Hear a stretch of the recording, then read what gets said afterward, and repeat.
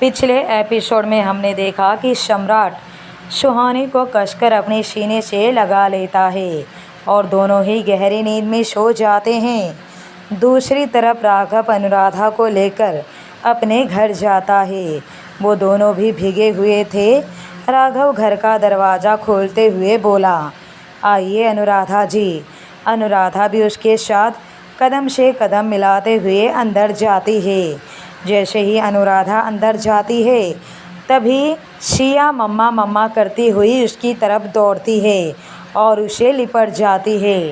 अनुराधा भी उसे कसकर अपनी सीने से लगा लेती है।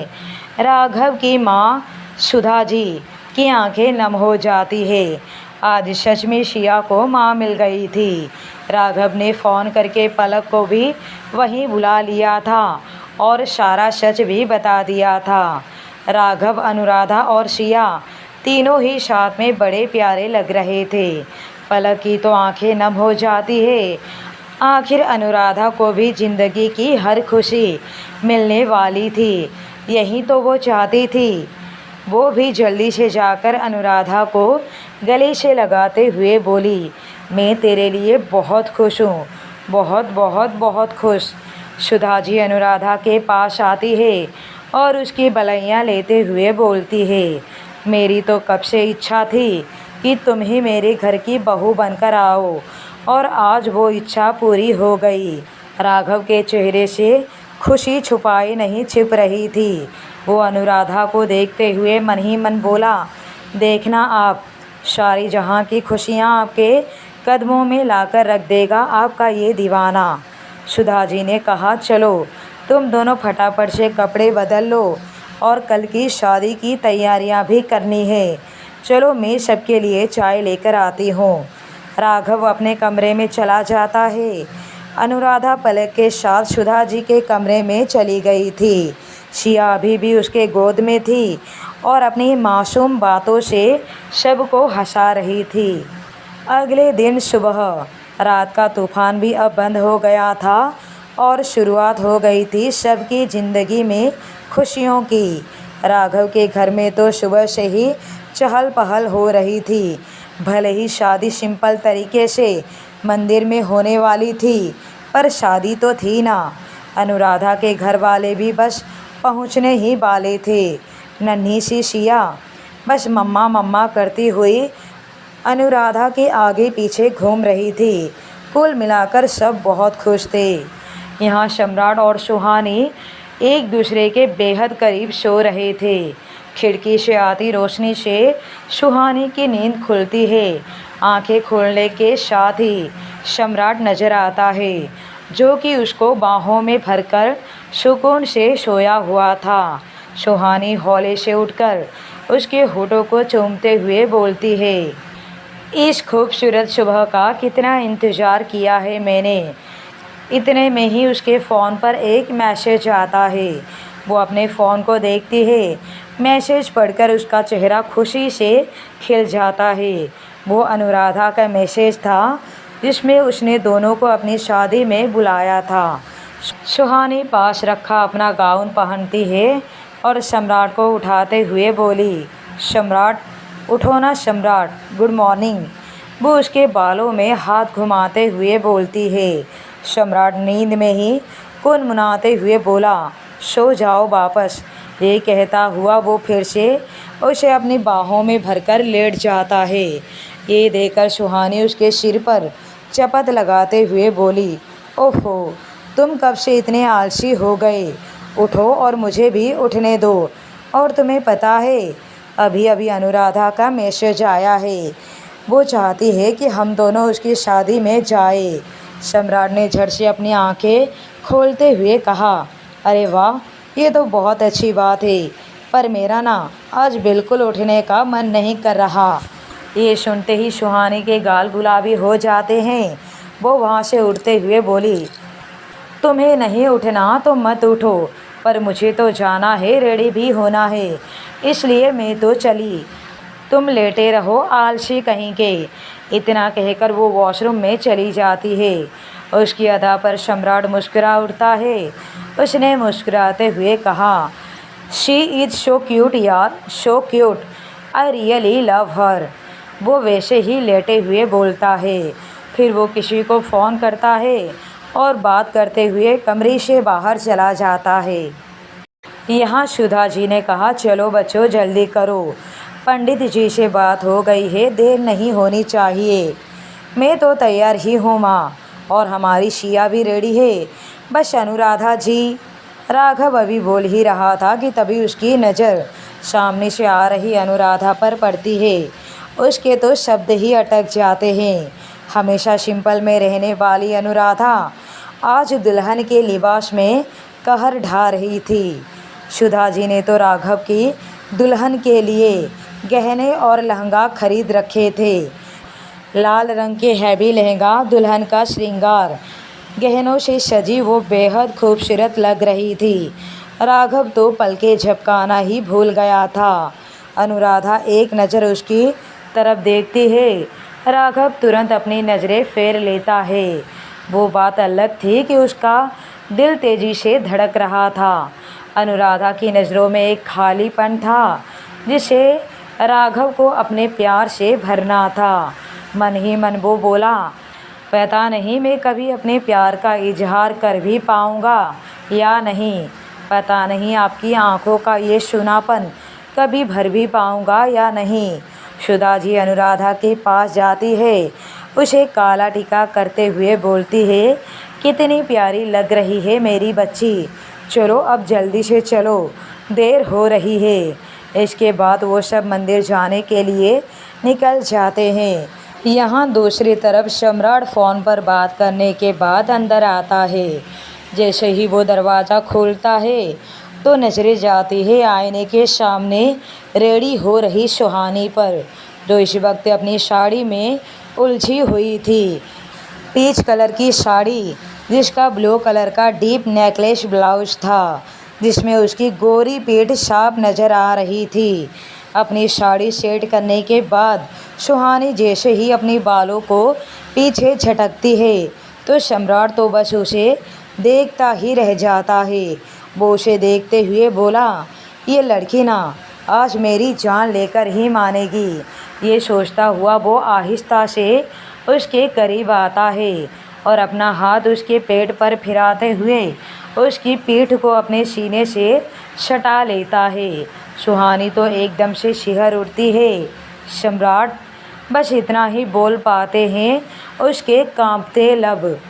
सम्राट पूरी तरह से उसे बाहों में भरते हुए बोला, साड़ी में कहर ढा रही हो, क्या करके मानोगी आज तुम।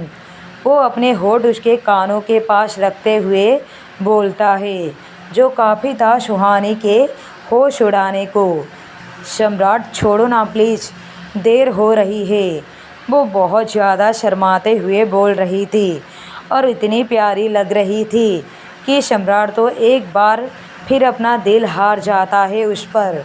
बड़ी मुश्किल से वो खुद पर काबू पाता है। मैं 10 मिनट में रेडी होकर आया, वो उसका गाल थपथपाते हुए बोलता है। कुछ देर के बाद वो दोनों भी मंदिर जाने के लिए निकल जाते हैं। यहाँ राघव और अनुराधा भी मंदिर पहुँच गए थे। शादी की सारी तैयारियाँ हो गई थी। राघव और अनुराधा शादी के लिए बैठ चुके थे। पंडित जी मंत्र शुरू कर चुके थे। ठीक उसी वक्त सम्राट और सुहानी भी वहाँ पहुँचते हैं। अनुराधा दोनों को साथ में देखकर बहुत खुश होती है और वो दोनों राघव अनुराधा को देखकर खुश थे। शादी की विधियाँ शुरू होती है और देखते ही देखते अनुराधा राघव की हो जाती है। वो दोनों सुधा जी के आशीर्वाद लेते हैं। सम्राट अनुराधा के पास जाता है, तुम खुश तो हो ना। अनुराधा ने कहा, बहुत। मैं नए सिरे से ज़िंदगी की शुरुआत खुशी खुशी करना चाहती हूँ। याद रखना, तुम्हारा ये दोस्त जो हमेशा तुम्हारे लिए खड़ा है। अनुराधा सम्राट की बात सुनकर हाँ में गर्दन हिलाती है। हंसी खुशी सब हो जाता है। राघव अनुराधा को लेकर चला जाता है। सम्राट सुहानी को लेकर वहाँ से चला जाता है। सुहानी अनुराधा के लिए कितनी खुश है ये तो उसका चेहरा बता रहा था। सम्राट उसका हाथ अपने हाथों में पकड़ लेता है पर कुछ बोलता नहीं। क्या बात है मिस्टर सूर्यवंशी, आज बड़ा प्यार आ रहा है, वो सम्राट को छेड़ते हुए बोलती है। सम्राट भी कहाँ पीछे रहने वाला था, वो तपाक से बोलता है, मुझे तो हमेशा ही तुम पर प्यार आता है मिसेज सूर्यवंशी, वो बात अलग है कि तुम करने नहीं देती। उसकी बात सुनकर सुहानी झेम जाती है, अपना चेहरा फेरकर मुस्कुराने लगती है। तभी वो देखती है कि ये रास्ता तो उसके घर की तरफ नहीं जाता, हम कहाँ जा रहे हैं। वो बच्चों की तरह चहकते हुए बोलती है। सम्राट उसे एकदम से अपनी तरफ खींचता है और अपने सीने से लगाते हुए बोला, तुम ना अपनी ये मासूम अदाएं दिखाना बंद करो, वरना मैं भूल जाऊंगा कि हम गाड़ी में हैं। वो उसकी कमर पर अपनी उंगलियां फिराते हुए बोलता है। सुहानी तो सुन्न हो जाती है, सम्राट इतना रोमांटिक हो सकता है, ये तो उसने सोचा ही नहीं था। उसके बाद वो चुप रहना ही बेहतर समझती है, क्योंकि सम्राट का कोई भरोसा नहीं कब कहाँ शुरू हो जाए। पूरा दिन वो घर नहीं आते, सम्राट सारा दिन उसके साथ रहता है और हर उस जगह उसे लेकर जाता है जो उसे पसंद थी। जिंदगी में पहली बार सम्राट ने किसी से इतनी बातें की थी, लग नहीं रहा था कि ये पहले वाला सम्राट है। सुहानी को तो उससे हर लम्हा हर घड़ी और भी ज़्यादा प्यार होता जा रहा था। रात काफ़ी हो जाती है, दोनों घर के लिए निकलते हैं। दूसरी तरफ शिया तो सारा दिन अनुराधा के पास ही रही, हर कोई बहुत खुश था। पलक अब घर के लिए चली गई थी, अनुराधा अपने कमरे में थी, शिया उसकी गोद में ही सो गई थी। दरवाज़ा खुला हुआ था। राघव अंदर आता है, गुलाबी कलर का सिंपल सा सूट, खुले बाल, मांग में सिंदूर, हाथों में चूड़ा, होठों पर हल्की सी पिंक कलर की लिपस्टिक। कितनी सुंदर लग रही थी अनुराधा। राघव एक गहरी सांस लेते हुए अंदर आता है। सोई नहीं आप अब तक? वो बेड के दूसरी तरफ बैठते हुए बोला। वो बस शिया को सुला रही थी। अनुराधा उसकी बात का जवाब देती है। शिया तो आपको एक पल के लिए भी अकेला नहीं छोड़ रही, आपको परेशान। अनुराधा बीच में ही उसकी बात को काटते हुए बोली, कैसी बातें कर रहे हैं आप, प्लीज़ दोबारा ऐसा मत कहना। शिया से तो पता नहीं मेरे कौन से जन्म का रिश्ता है, आप ऐसे कहकर मुझे पराया कर रहे हैं राघव जी। सॉरी अनुराधा जी, आगे से ऐसी गुस्ताखी कभी नहीं होगी। आप कहे तो कान पकड़कर कोने में खड़ा हो जाऊं। वो लगभग अपने कान पकड़ते हुए बोलता है। उसे देखकर अनुराधा को हंसी आ जाती है। क्या राघव जी आप भी? वो हंसते हुए बोलती है। राघव भी हंस पड़ता है। अच्छा अब आप सो जाइए, मैं वहाँ सोफे पर सो जाता हूँ। ये कहकर वो वहाँ से उठ जाता है, पर फिर थोड़ा रुककर कहा, सोने को तो मैं दूसरे रूम में सो जाता, पर माँ आप भी प्लीज़ थोड़ा ध्यान रखिएगा। इतना कहकर वो अपना तकिया उठाकर सोफे पर जाकर लेट जाता है। अनुराधा तो बस उसे देखती रह जाती है। उसे हर तरह से समझने वाला जीवन साथी मिल गया था, पर अभी इस चीज़ का उसे एहसास नहीं था। इस वक्त राघव अपनी आंखें बंद करके लेट जाता है। वो बात अलग थी कि वो सो नहीं रहा था। अनुराधा भी शिया के साथ लेट जाती है। नींद तो उसे भी नहीं आ रही थी, दोनों वैसे ही लेटे रहते हैं। यहाँ सम्राट और सुहानी घर पहुँच जाते हैं। लगभग सभी सो चुके थे। आज से पहले सुहानी ने सम्राट को इतना खुश कभी नहीं देखा था, और इतना रोमांटिक भी। कितना तंग किया था आज सम्राट ने उसे। ये सब याद आते ही उसकी हालत ख़राब हो गई थी। शर्म के भाव उसके चेहरे पर आ रहे थे, जो कि सम्राट भी देख पा रहा था। वो दोनों अपने कमरे में जाते हैं। सुहानी वॉशरूम की तरफ भागते हुए बोली, मैं चेंज करके आती हूँ। ये कहकर वो जैसे ही वहाँ से जाने लगती है, सम्राट एकदम से उसकी कलाई पकड़ते हुए बोला, बहुत भाग चुकी हो तुम, पर आज नहीं मिसे सूर्यवंशी। ये कहता हुआ वो उसे अपनी तरफ खींचते हुए अपने सीने से सटा लेता है और अपनी बाहें उसकी कमर के आसपास लपेट देता है। सुहानी की धड़कनें बढ़ जाती है। सम्राट आहिस्ता से उसके खुले बालों को एक साइड कंधे पर करता है और अपने होठ उसके कंधे पर रख देता है। सुहानी कसकर अपनी आंखें बंद कर लेती है। क्या बात है, जब मैं दूर भागता था तब तो तुम बहुत प्यार जताती थी, और अब क्या हो गया तुम्हें? सम्राट उसके कान में फुसफुसाते हुए बोलता है। सुहानी की हालत ख़राब हो रही थी, उसकी सांसें तेज़ हो रही थी। वो एकदम से उससे दूर हो जाती है और लंबी लंबी सांसें लेने लगती है। सम्राट अभी भी अपनी शरारती आंखों से उसे ही देख रहा था। सुहानी से उसकी नज़रें सहन नहीं हो रही थी। वो शर्माते हुए पीछे होने लगती है। सम्राट भी मुस्कुराता हुआ उसकी तरफ एक एक कदम बढ़ा रहा था। सुहानी पीछे होते हुए दीवार से लग जाती है। मुझे बहुत शर्म आ रही है, ये कहते हुए वो अपना चेहरा अपने दोनों हाथों से ढक लेती है। सम्राट उसके बेहद करीब जाता है, उसके हाथ चेहरे से हटाते हुए बोला, पर मुझे बिल्कुल शर्म नहीं आ रही है। ये कहता हुआ वो उसके होठों पर झुकने लगता है। सुहानी अपना चेहरा फेरते हुए बोली, अब अगर तुमने मुझे तंग किया तो मैं दादाजी से कह दूंगी। सम्राट उसके दोनों हाथ अपने हाथों में जकड़ते हुए उसके और भी करीब हो जाता है। दोनों में जरा भी फासला नहीं था। जिससे कहना है उसे कह दो, मुझे फ़र्क नहीं पड़ता। इतना कहकर वो उसके होठों को अपने होठों की गिरफ्त में ले लेता है और बेतहाशा चूमने लगता है। सुहानी भी सब कुछ भूलकर उसका साथ देने लगती है। उसका एक हाथ सम्राट की बालों में, दूसरा हाथ उसकी पीठ पर चल रहा था, जबकि सम्राट के दोनों हाथ उसके कमर पर कसे हुए थे। दोनों एक दूसरे में डूबते जा रहे थे। दोनों को कोई होश नहीं था। सम्राट उसके होठों से होता हुआ उसकी गर्दन पर आता है और एक हाथ से उसकी साड़ी को सरका देता है। सुहानी कसकर उससे लिपट जाती है। अगले ही पल सम्राट उसे गोद में उठाता है और बेड की तरफ बढ़ जाता है।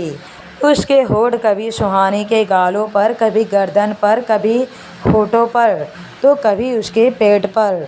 सम्राट हर पल उसे अपने प्यार का एहसास करवा रहा था और सुहानी उसके प्यार में डूबती जा रही थी। धीरे धीरे दोनों के कपड़े दोनों के जिस्म से अलग होते हैं और वो एक दूसरे के बेहद करीब एक कंबल में बेड पर होते हैं।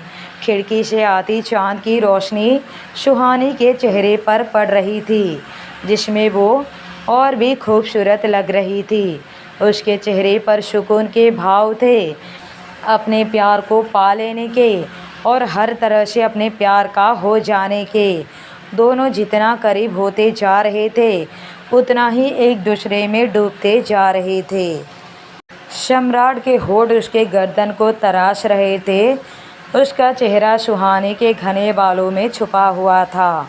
सुहानी के दोनों हाथ सम्राट की पीठ पर कसे हुए थे। दोनों ही अपने प्यार को पा चुके थे, एक दूसरे को पूरा कर चुके थे। एक दूसरे में खोए हुए वो पता नहीं कब नींद की आगोश में चले जाते हैं। दोनों को ही पता नहीं चलता। अगले दिन सुबह राघव की आंख खुलती है। वो उठकर बैठता है तो देखता है कि अनुराधा बेड पर नहीं है, जबकि अभी ज़्यादा टाइम भी नहीं हुआ है। अनुराधा जी, आप अंदर है क्या? वो वॉशरूम के बाहर से पूछता है, पर अंदर से कोई जवाब नहीं। राघव कमरे से बाहर आता है। बाहर भी अनुराधा नहीं थी। वो किचन में देखता है, वहाँ भी नहीं थी। अरे अनुराधा जी कहाँ गई? कहीं बाहर तो नहीं? वो अभी बोल ही रहा था कि तभी उसकी नज़र मेन गेट पर पड़ती है, जो कि खुला हुआ था। वो समझ जाता है कि अनुराधा बाहर गई है। वो भी बाहर जाता है। सामने पार्क में अनुराधा एक बेंच पर बैठी नजर आती है। हल्की हल्की ठंड थी तो उसने गुलाबी कलर की एक शॉल ओढ़ रखी थी जिसमें उसका गोरा रंग और भी निखर रहा था। हवा से उसके खुले बाल लहरा रहे थे। अपनी आंखें बंद किए वो शांति से ठंडी हवा को महसूस कर रही थी। राघव का तो दिल किया कि वो कसकर उसे अपने सीने से लगा ले और बता दे कि उसे वो कितना प्यार करता है, पर इस चीज़ के लिए अभी सही वक्त आया नहीं था। उसके कदम भी अनुराधा की तरफ बढ़ जाते हैं। दूसरी तरफ सम्राट की नींद खुलती है। वो अपनी अलसाई सी आंखें खोलता है। सुहानी को अपनी बेहद करीब पाता है जो कि बड़े प्यार से उसे ही देख रही थी। सम्राट भी उसकी प्यार भरी आंखों में देखता है। दोनों की नज़रें मिलती है। दोनों को बीती रात के प्यार भरे लम्हे याद आ जाता है। दोनों ही मुस्कुरा देते हैं। सम्राट को शरारत सूझती है। वो एक झटके से उसे कमर से पकड़कर अपने ऊपर करते हुए बोला, तुम्हें और कोई काम वाम नहीं है? जब देखो मुझे ताड़ती रहती हो। शरीफ लड़कों का तो जीना मुश्किल हो गया है। उसकी बातों पर सुहानी का मुंह खुला रह जाता है, पर अगले ही पल उसने कहा, क्या कहा तुमने? मैं तुम्हें ताड़ती हूँ? हाँ ताड़ती हूँ और हमेशा ताड़ती रहूँगी। एक बार नहीं 100 बार ताड़ूँगी। अपने पति को ताड़ती हूँ, किसी और को तो नहीं, समझे मिस्टर सूर्यवंशी। सम्राट को उस पर बहुत हंसी आ रही थी।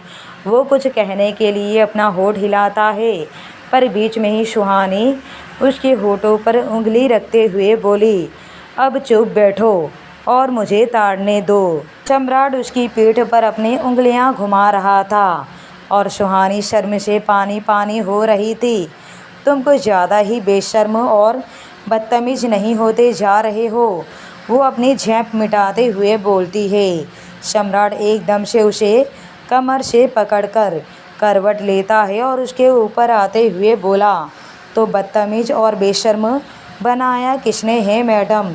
वो अपने होठ उसके होठों के बिल्कुल करीब ले जाते हुए बोलता है। सुहानी की धड़कनें बढ़ जाती है और गाल गुलाबी हो जाते हैं। वो कसकर अपनी आंखें बंद कर लेती है। सम्राट उसके बालों पर अपना हाथ कसते हुए बोला, अब झेलो मेरी बदतमीजियाँ। ये कहते हुए वो पूरी तरह से उसके होठों को अपने होठों में दबा लेता है। सुहानी की सांसें तेज हो रही थी और वो कसकर उसे पकड़ लेती है। दूसरी तरफ राघव के कदम अनुराधा की तरफ बढ़ जाते हैं। वो धीरे से उसके पास जाकर बैठ जाता है। अनुराधा को उसके आने का बिल्कुल पता नहीं चलता। वो वैसे ही आंखें बंद किए बैठी रहती है। राघव उसके पास बैठा उसे ही देखता रहता है। कुछ देर में अनुराधा अपनी आंखें खोलती है। उसे अपने पास राघव को देखकर वो हैरान रह जाती है। आप कब आए? वो अपने खुले बालों को कान के पीछे करते हुए बोलती है, जब आप गहरी सोच में डूबी हुई थी। क्या बात है आप यहाँ? तबीयत तो ठीक है ना आपकी? वो उसका माथा चेक करते हुए बोलता है और ऐसा करते हुए वो उसके थोड़ा सा करीब हो जाता है। अनुराधा हैरानी से उसकी तरफ देखती है। बुखार तो नहीं है? ये कहता हुआ वो उससे पीछे हो जाता है।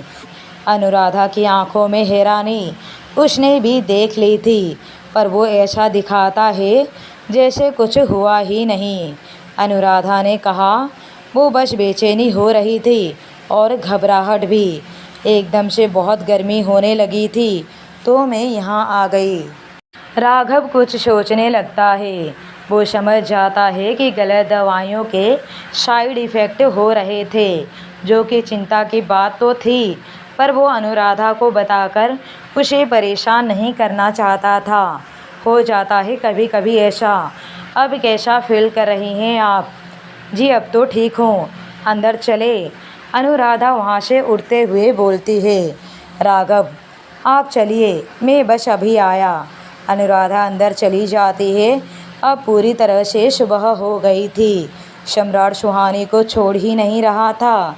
सब घर वाले उठ गए थे। सुहानी उसकी पकड़ से छूटने की कोशिश करते हुए बोली, सम्राट अब तो छोड़ दो, सब उठ गए होंगे, क्या सोचेंगे वो। पर सम्राट ने तो आज ठान ही लिया था उसे परेशान करने का। नहीं छोड़ूंगा, इतना कहकर वो उसे और भी कसकर पकड़ लेता है। सुहानी घुरकर उसकी तरफ देखते हुए बोली, अब अगर तुमने नहीं छोड़ा तो मैं। सम्राट ने उसकी बात को बीच में ही काटते हुए बोला, हाँ हाँ पता है, दादाजी से कह दोगी, यही ना, बड़ी आई दादाजी की चमची। वो अभी बोल ही रहा था कि तभी सुहानी जोर से उसके गाल पर काट लेती है। सम्राट इस चीज़ के लिए रेडी नहीं था। वो एकदम से चिल्ला पड़ता है और सुहानी अपने हाथ उसके मुंह पर रख देती है ताकि उसकी आवाज़ बाहर न जाए। सम्राट उसे आंखें दिखाता है पर सुहानी कहाँ मानने वालों में से थी। वो उसकी तरफ देखकर आई ब्लिंक करते हुए बोली, और रोमांस करना है मिस्टर सूर्यवंशी? अरे कुछ नहीं करना मेरी माँ, गलती हो गई मुझसे जो तुमसे रोमांस कर लिया।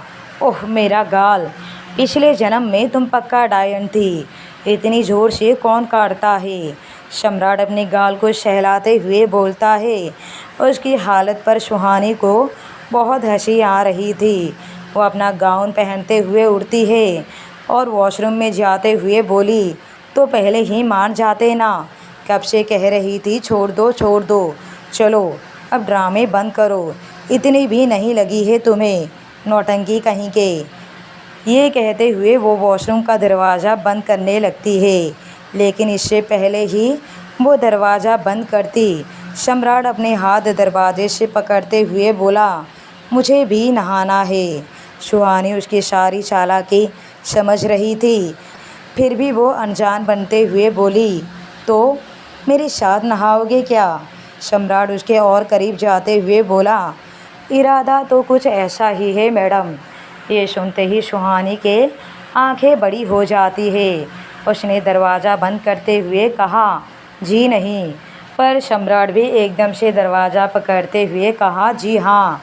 ये कहता हुआ वो अपनी पूरी ताकत लगाकर दरवाज़ा खोलता है और वॉशरूम में घुस जाता है। दरवाज़ा अंदर से बंद। कंचन अपने कमरे में बैठी हुई थी। वो खुश थी कि सब कुछ सही हो गया और अनुराधा को भी उसकी ज़िंदगी में सब कुछ मिल गया। कंचन खुशी से चहकते हुए बोली, फाइनली सबको उनकी मोहब्बत मिल गई।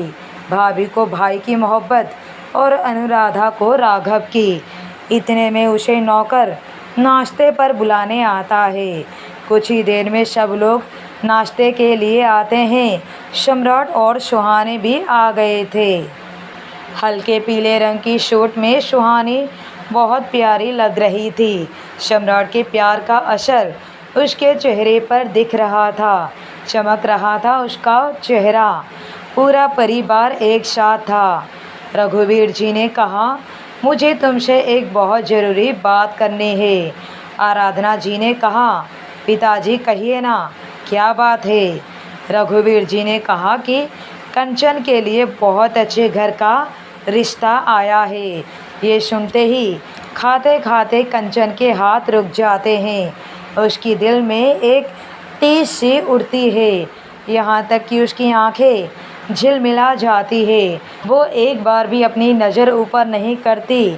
सम्राट ने कहा, ये तो बहुत अच्छी बात है, पर लड़का कौन है?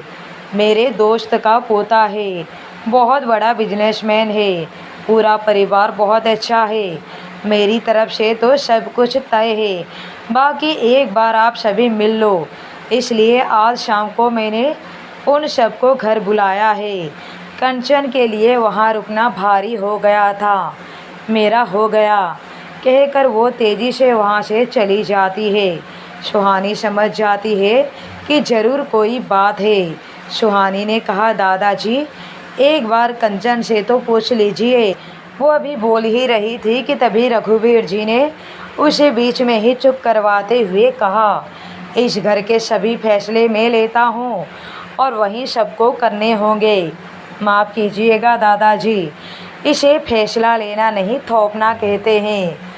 सुहानी बिना डरे अपनी बात बोल देती है। सब लोग हैरानी से उसकी तरफ देखते हैं, यहाँ तक कि सम्राट भी। जहाँ एक और घर में शादी की तैयारियाँ होने वाली थी, वहीं दूसरी तरफ विराट इंडिया पहुँच गया था। इस वक्त वो एयरपोर्ट पर था। इंडिया आते ही उसका अतीत और अतीत से जुड़ी हुई यादें उस पर हावी होने लगती है। उसका दिल बैठा जा रहा था कि कैसे सबका सामना करेगा, खास करके सुहानी का। उसने खुद से कहा, क्या सोच रहा है विराट, अब इतना दूर आकर तू पीछे नहीं हट सकता। तुझे हर हाल में सुहानी से मिलकर उसे माफ़ी मांगनी होगी। एक काम करता हूँ, पहले उसके घर ही जाता हूँ। वो बाहर निकलता है, टैक्सी में बैठकर सुहानी के घर की तरफ चला जाता है। क्या होगा जब उसे सम्राट और सुहानी की शादी का सच पता चलेगा? क्या होगा जब सुहानी अपने अतीत को अपनी सामने देखेगी? क्या अब विराट के आने से सम्राट और सुहानी के ज़िंदगी पर कोई असर पड़ेगा? जानने के लिए बने रहिए माय फॉर्स्ड मैरिज कहानी पर।